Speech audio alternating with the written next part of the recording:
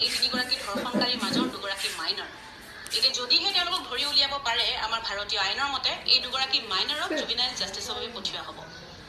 কিন্তু যদি এই দুজন ল'ৰাৰ এনেকুৱা মানসিকতা আছে য'ত তেওঁলোকে এগৰাকী 13 বয়সীয়া কিশোৰীক ধৰ্ষণ কৰি জ্বলাই দিব পাৰিছে তেতিয়াহ'লে তেওঁলোকক আমি মাইনৰ বুলি কনচিডাৰ কৰিব লাগে নেকি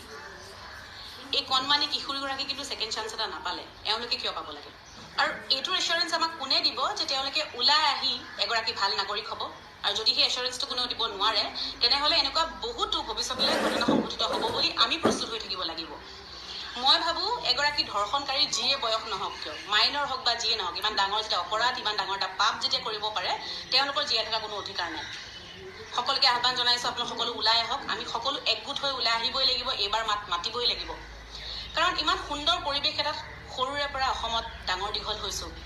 কেতিয়াও এনেকুৱা পৰিস্থিতি পৰিৱেশ আমি কেতিয়াও দেখাই নাই শুনাই নাছিলোঁ আৰু আমাৰ সপোনৰো গোচৰ যে অসমত এনেকুৱা পৰিৱেশ পৰিস্থিতি কেতিয়াবালৈ যে হ'ব কিন্তু আপোনালোকে দেখিছে যে ক্ৰমান্বয়ে কিমান বেয়া হৈ পৰিছে পৰিৱেশ